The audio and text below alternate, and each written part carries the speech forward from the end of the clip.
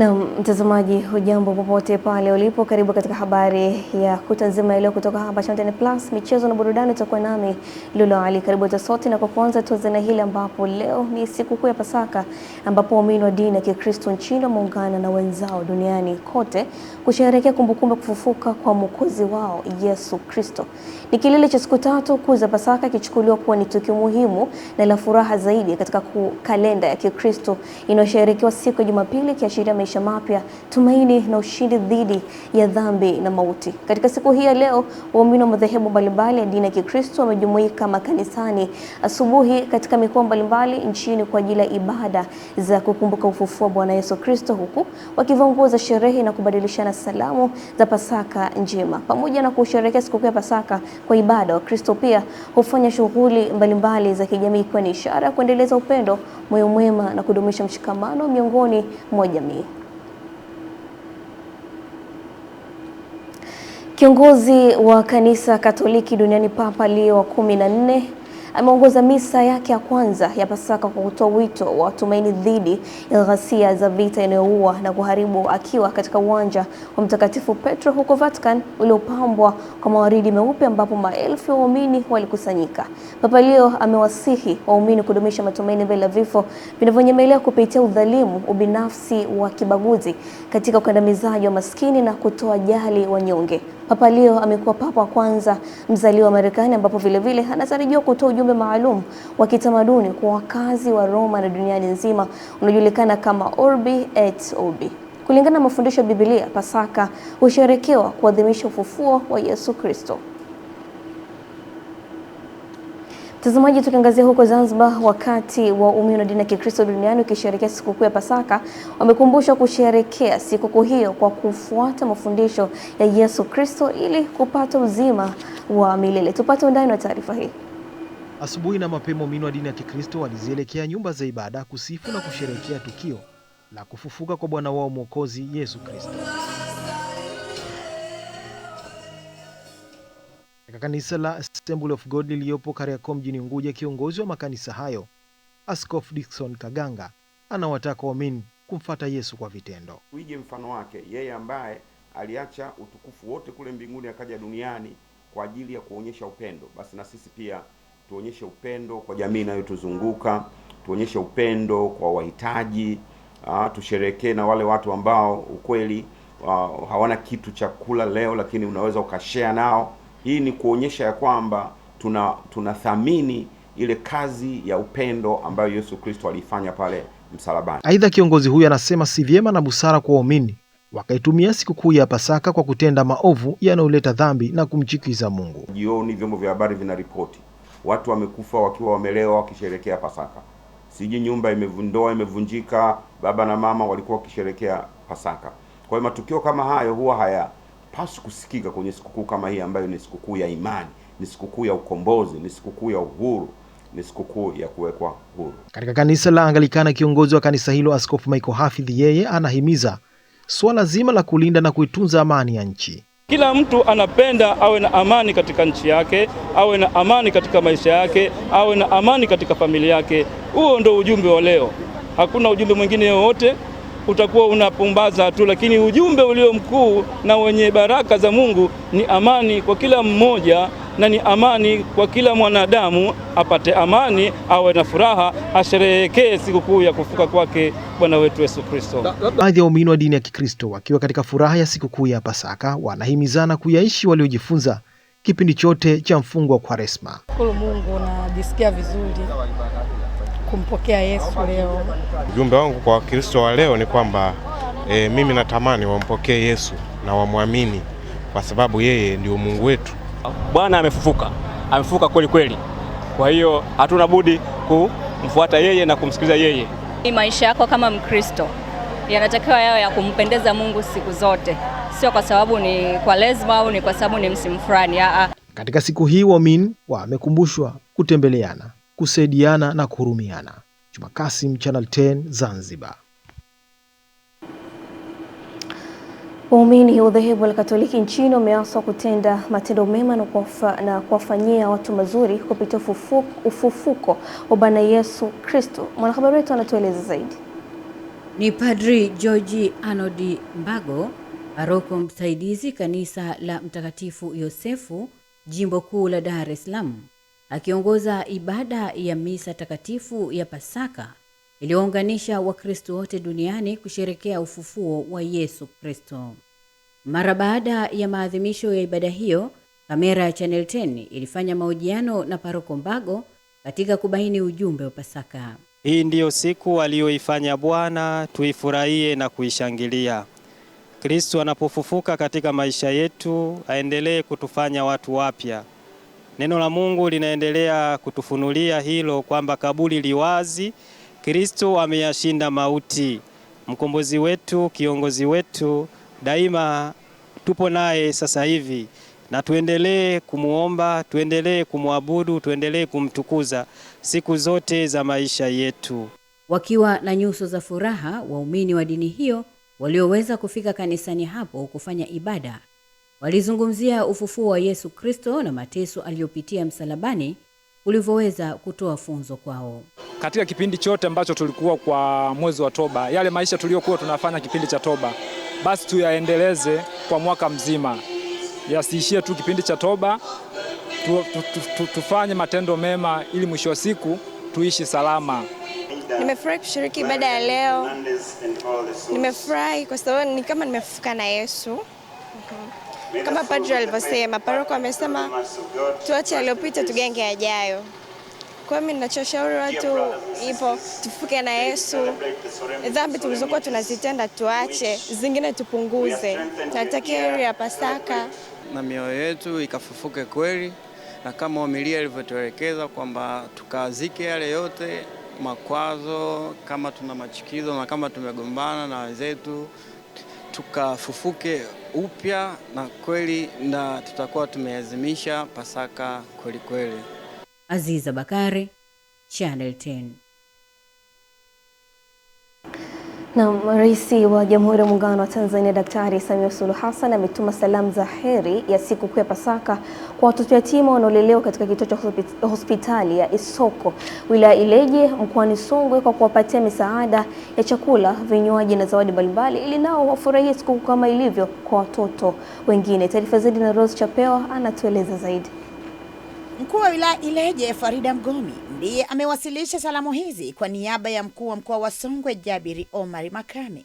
Zawadi ambazo zimetolewa na Mheshimiwa Rais Daktari Samia Suluhu Hassan ni pamoja na mchele, mafuta, sukari, vinywaji na mbuzi, na kwamba serikali itaendelea kushirikiana na taasisi ama vituo vinavyojitolea kulea watoto wenye uhitaji maalum. Mheshimiwa Rais anawapenda sana, anasema nyinyi yatima hamko peke yenu. Mpo pamoja na Mheshimiwa Rais, lakini mpo pamoja na serikali yenu na mpo pamoja na sisi wote ambao tumeweza kufika hapa.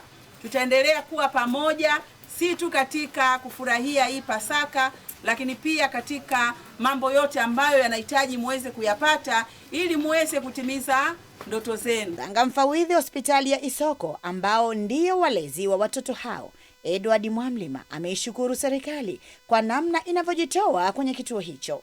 Hadi sasa kituo kina jumla ya watoto 278 wanaohudumiwa na kituo, ikiwa watoto wa kike kati ya hao ni watoto 164 na watoto wa kiume ni watoto 114.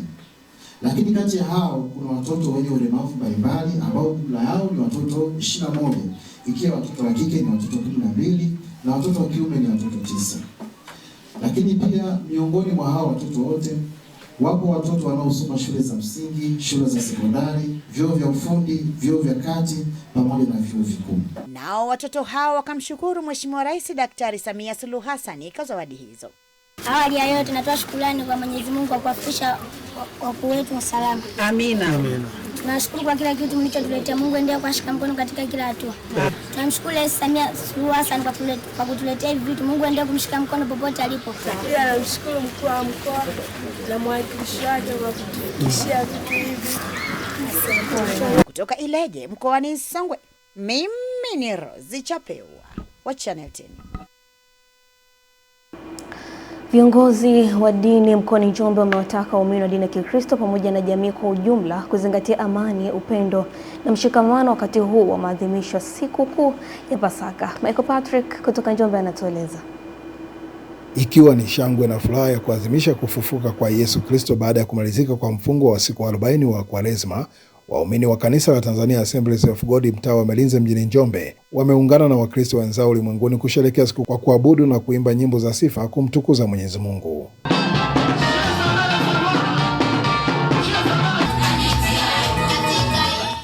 Akizungumza katika ibada hiyo, mchungaji kiongozi wa kanisa hilo Stefania Trevor amesema Pasaka ni kipindi muhimu kwa waumini kujitafakari. Nimemsikia rais akisema kudumisha upendo, lakini pia tumetoka Wakristo kwenye Kwaresma hii na mifungo mingi tu.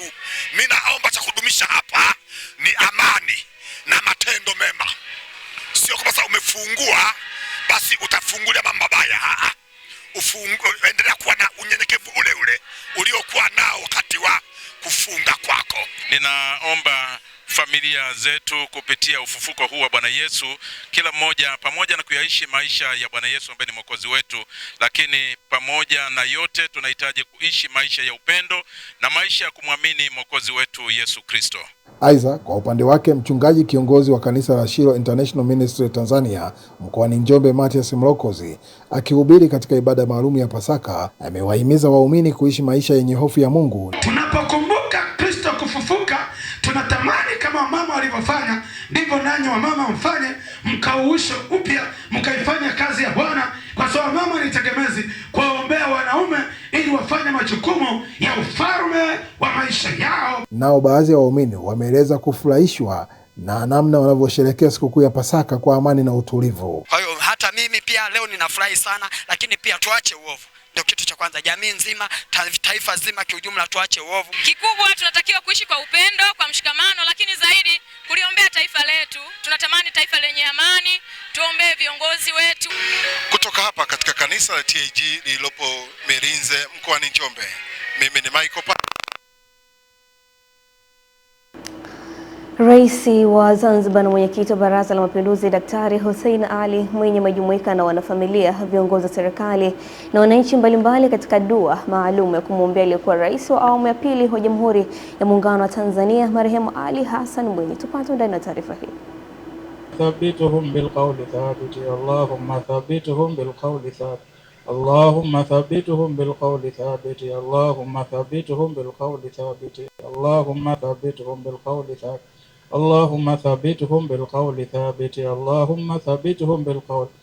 Dua hiyo imefanyika katika msikiti wa Al Hassan Mwinyi uliopo Manga Pwani, mkoa wa Kaskazini Unguja, ikiwa ni utaratibu maalum wa kuombea waasisi na viongozi wa taifa waliotangulia mbele ya haki kuelekea maadhimisho ya kumbukumbu ya rais wa kwanza wa Zanzibar hayati Abeid Amani Karume Aprili 7 mwaka 2026. Akizungumza katika dua hiyo, waziri wa nchi ofisi ya rais, tawala za mikoa na idara maalum za SMZ Idrisa Kitwana Mustafa amesema serikali itaendelea kumwenzi marehemu Ali Hassan Mwinyi kwa mambo makubwa na mazuri aliyoifanyia nchi yake wakati wa uhai wake. Jambo hili lilikuwa lina utaratibu wa kuenzi baadhi ya viongozi wetu wale wa juu kama vile mzee wetu mzee Karume, lakini kuja kwako wewe wakati wa awamu yako ukalitanua wigo jambo hili kubwa kwamba waenziwe waasisi, lakini waenziwe na wale viongozi wakuu.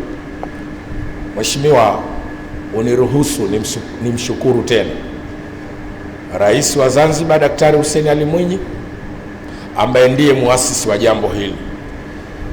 Na Mheshimiwa Rais alilifanya jambo hili akijua kwamba jambo hili linajenga hatima ya waliomtangulia, lakini na yeye akaona kwamba kana kama kuntu wasatakununa kama kana.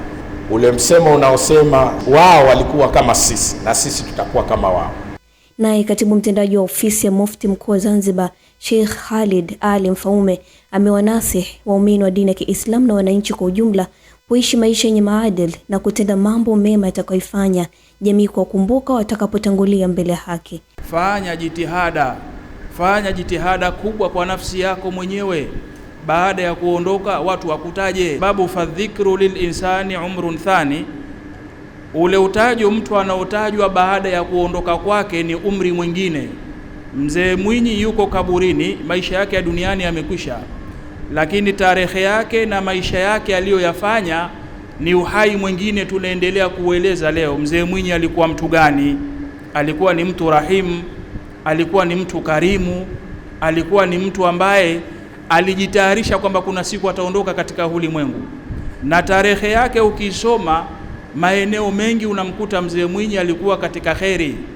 Amejenga misikiti, amesaidia misikiti, amejenga madrasa, amewasaidia watu kusoma, amefanya kila aina ya kheri, na alitambua kwamba anachopaswa kufanya afanye yeye mwenyewe akiwa yuko hai, na mengi aliyafanya. Wanachama wa kundi la Boko Haram wameshambulia makao makuu ya polisi ya tarafa ya Ngazai katika jaribio la kuteka mji huo ulioko chini ya umbali wa kilomita 100 kaskazini mwa Maiduguri, mji mkuu wa jimbo la Bono kaskazini mashariki mwa nchi hiyo. Kundi lingine la wanamgambo wa itikadi kali limelenga lango la kambi inayohifadhi wakimbizi wa ndani huko Damasak karibu na mpaka wa Niger, ambapo polisi imesema washambuliaji hao wamemuua afisa wa ulinzi wa kujitolea na kuteketeza takriban nyumba 20 za nyasi. Taarifa zinasema baada ya mashambulio yote mawili, polisi na wakazi walijitolea kwa haraka kukabiliana na washambuliaji hao. Mtazamaji, kamati ya viongozi wa dini mkoa wa Dar es Salaam imempongeza Waziri Mkuu wa Jamhuri ya Muungano wa Tanzania Mheshimiwa Daktari Mwigulu Nchemba kuhusu kauli yake aliyoitoa bungeni jijini Dodoma baada ya ripoti ya mdhibiti na mkaguzi mkuu wa hesabu za serikali CAG, ambapo alisitiza dhana ya wajibikaji kwa viongozi wa umma. Tupate ndani ya taarifa hii. Wakizungumza jijini Dar es Salaam, viongozi hao wa dini wamesema bado wana imani na viongozi wakuu wa serikali katika kusimamia maadili licha ya taarifa ya CAG kubaini changamoto na dosari katika baadhi ya taasisi na mashirika ya umma, huku wakitaka hatua zichukuliwe katika kuhakikisha fedha za serikali zinakwenda kutekeleza miradi ya maendeleo kwa manufaa ya wananchi. Hotuba ya Mheshimiwa Waziri Mkuu, sisi kama maaskofu tunaipongeza. Uwajibikaji ni jambo ambalo ni very substantial. Viongozi wa taasisi mbalimbali za serikali kuwajibika bila kuangalia huyu mtu namfahamu au humfahamu, maadamu ni mtu anayetoka katika Jamhuri ya Muungano wa Tanzania. Kuwajibika, tusiwahudumie Watanzania kwa ubaguzi. Nyingi kila inapotoka taarifa ya CAG, mkaguzi huyu na mdhibiti wa mahesabu ya serikali, tunaona kuna baadhi ya halmashauri zinapata hati chafu. Kwa hiyo tunataka kuona hatua sahihi zikichukuliwa kwa wale wote waliokuwa wabadhirifu wa fedha za umma. Serikali na Mheshimiwa Rais tunamuomba, na Waziri Mkuu pia tunamuomba wawe makini sana na wawe wakali sana katika kusimamia matumizi sahihi ya fedha za umma. Baadhi ya maaskofu nao wakasisitiza suala la upendo, amani na kuheshimiana, hasa katika kipindi hichi cha Pasaka na kukumbuka kifo cha Yesu Kristo msalabani. Huruma na upendo tuliouona pale msalabani Yesu akiangikwa. Hebu wa Tanzania tukopi huruma hii na upendo ule. Hebu tukapendane wa Tanzania. Tunapofika mahali pa kuadhimisha sikukuu ya Pasaka, Yesu anafufuka, yale yote kama tulikuwa na chuki, tulikuwa na visasi, hebu vyote tuviache. Leo wanaposikia habari kama hizi kwamba sasa fedha zao zinasimamiwa vizuri, wanajisikia faraja. Kwa kweli nipongeze sana kwa jambo hili ambalo limeweza kusemwa katika hotuba ya Mheshimiwa Waziri Mkuu. Lakini swala uwajibikaji limetajwa nalo, jambo la faraja sana. Hakuna mahali popote, iwe kwenye familia, iwe kwenye kijiji, iwe wilaya, mkoa, nchi hasasa, kama hakuna uwajibikaji, kila mtu anafanya kivyake. Juma Mohamed, Channel 10. Mbunge wa viti maalum mkoa wa Dar es Salaam Amina Saida amewataka wanawake nchini kusimama imara katika malezi bora ya watoto ili kuhakikisha taifa linakuwa na kizazi bora chenye maadili mazuri. Mwanahabari wetu anatueleza zaidi. Mbunge huyo ametoa wito huo jijini Dar es Salaam katika kongamano la umoja wa wanawake wa Chama cha Mapinduzi kata ya Mabibo, na kusema kuwa wanawake ni nguzo muhimu katika kukuza makuzi ya watoto hivyo wanapaswa kunusuru taifa dhidi ya kizazi kisichokuwa na maadili. Hakikisha unajua mtoto wako rafiki yake ni nani. Kuna wazazi wengi hapa wana watoto wao lakini hawajui marafiki zao. Kweli si kweli? Kuna wazazi wengi hapa wana watoto wao wanakuambia mama natoka naenda kwa rafiki yangu. Anarudi saa 2 za usiku na uhakika alienda kwa rafiki yake. Wewe rafiki yake unamjua? Mimi niwaombe sana wanawake wenzangu, tusipoteze kizazi hiki. Narudia tena, sisi umri unaenda huko nyuma, tukiharibu kizazi chetu tutajenga kizazi ambacho sio safi na salama, na tutaathiri uchumi wa nchi yetu. Elimu ya uchumi na kuweka akiba ni miongoni mwa mada zilizowasilishwa katika kongamano hilo, ambapo mbunge huyo aliahidi kutoa viti 130 kama sehemu ya kuunga mkono mradi wa viti na mahema ulioanzishwa na UWT kata ya Mabibo. Nilifanya kongamano na nyie, kweli si kweli? Mazuri yanakuja na waleteni vifaa mtaji. Sasa vile vifaa mtaji, furaha yangu mimi kwenu mkavizalishe. Furaha yangu mimi kwenu nikaone mnasonga mbele. Lakini sio vile vifaa mtaji mwende mkavikalie au mwende mkaviweke ndani viharibike. Shani Swago ni katibu wa UWT kata ya Mabibo, ambaye katika risala yake amesema lengo la kongamano hilo ni kuwajengea uwezo wanawake kuona umuhimu wa kuweka akiba na kuzingatia masuala ya uchumi na fedha. Sote tunafahamu kwamba malezi bora hayakamiliki pasipo mwanamke kusimama imara kiuchumi. Sisi UWT kata ya Mabibo tumedhamiria walezi bora na kuhakikisha sisi wenyewe tunasimama imara kiuchumi. Mheshimiwa mgeni rasmi, kwa kuanzia sisi UWT tuna mradi wa viti 70. Dhamira yetu tunahitaji tuwe na viti 200 na mahema 2. Nafikiri tumesikia masomo tuliyoitishwa hapa. Naomba tukitoka hapa tukafanye mabadiliko, tukafanye haya masuala kwenye matawi yetu kwa vitendo. Mama zangu, ndio mtakuwa mmeniheshimisha mimi mwenyekiti wenu, lakini tukitoka hapa maneno haya mkiacha hapa tutakuwa tumefanya kazi bure. Tushirikiane kwenye masuala yote magumu na mepesi, tuhakikishe wanawake wenzetu tunawanyanyua kutoka nafasi moja kwenda nyingine, kwa sababu ukimnyanyua mwanamke basi umenyanyua jamii nzima kwa ujumla. Kutoka jijini Dar es Salaam, Juma Mohamed, Channel 10.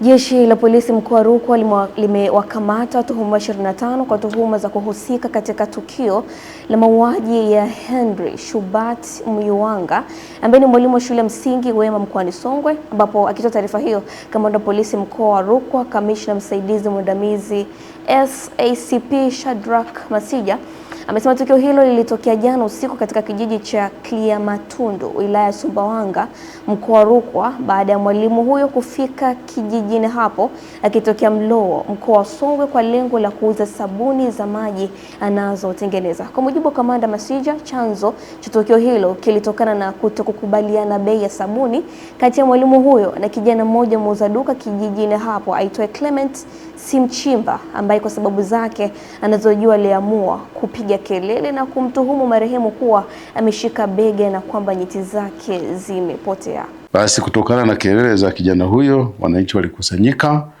na kuanza kumshambulia mwalimu kwa kumpiga wakitumia mawe na alipopoteza maisha walichoma mwili wake kwa moto. Lakini jeshi la polisi nimesema tumewakamata hao watuhumiwa 25. Pamoja na kukamatwa kwao, msako bado mkali unaendelea ili kuhakikisha kwamba wale wote waliohusika kumshambulia mwalimu tunawakamata na kuwafikisha kwenye vyombo vingine vya kisheria. Jeshi la polisi tunatoa onyo kali kwa vitendo hivi vya kujichukulia sheria mkononi, kwani mbali tuna kwamba ni kinyume cha sheria, lakini vinaleta madhara makubwa kwa jamii, ikiwemo watu kupoteza maisha, hasa wasio na hatia. Mfano, huyu mwalimu sasa amepoteza maisha yake kutokana tu na kubishania bei, alafu baadaye akasingiziwa kwamba nyeti zimepotea au ameiba nyeti.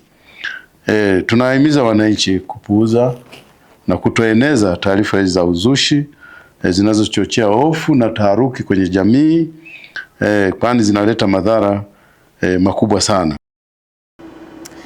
Waumini wa dini ya Kikristo wa kanisa la Kupa Bwana Manyoni wametakiwa kudumisha umoja, mshikamano pamoja na upendo miongoni mwao katika kipindi cha sikukuu ya kufufuka kwa Bwana Yesu Kristo na kuyaishi matendo yake mema anayowataka waishi katika maisha yao yote. Tupate ndio taarifa hii kutoka huko Manyoni. Kauli hiyo imetolewa na baadhi ya waumini wa kanisa la Kupa Bwana Manyoni walipokuwa kwenye ibada ya Pasaka iliyofanyika katika kanisa hilo, na kusisitiza kwamba kipindi cha Kwaresma kimewaimarisha kiroho ndani ya familia huku wakiendelea kumtukuza Kristo. Na Kwaresma hii imetuimarisha kiroho zaidi ndani ya familia, kwamba tunatakiwa tuwe na mshikamano mwema hali tukimtukuza Kristo. Na sasa ni siku ya Pasaka, siku ambayo inatukumbusha Kristo alipofufuka. Kweli na washauri waumini wenzangu kwamba Kristo amefufuka, basi tufufuke naye, tuwe pamoja naye, tuyaishi matendo ambayo Kristo Katika mafundisho ya leo tunaona kabisa Baba anahimiza kuwa na upendo, inabidi tupendane, tuishi kwa amani, tuishi kwa upendo, tushirikiane na tumwabudu Mungu siku zote za maisha yetu, na tumtukuze na kumwabudu Yesu Kristo katika maisha. Nipo hapa kuwatakia Pasaka njema na sikukuu njema ya Pasaka. Pia tunamshukuru Mungu kwa kutupitisha vipindi vyote huko nyuma vigumu mpaka leo tuko hapa kusherehekea sikukuu hii.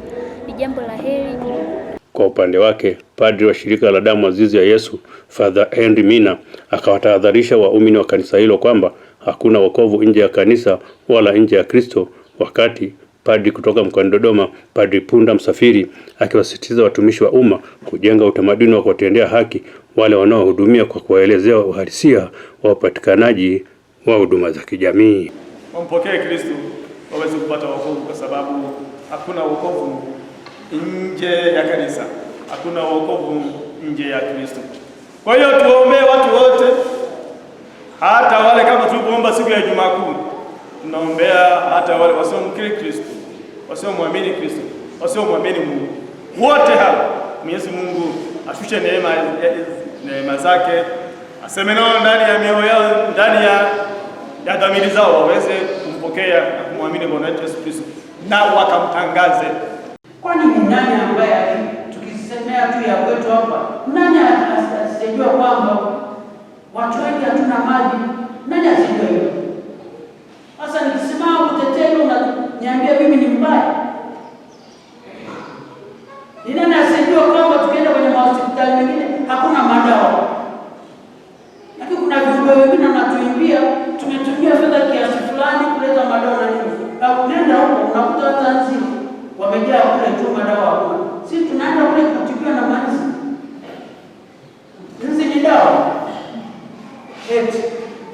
Sasa wewe Mkatoliki ukubali kununua uongo wa namna hiyo, kushabikia uongo wa namna hiyo, hiyo ni dhambi shirikishi. Nikiripoti kutoka wilayani Manyoni mkoani Singida, mjumbe Ismail wa Channel 10.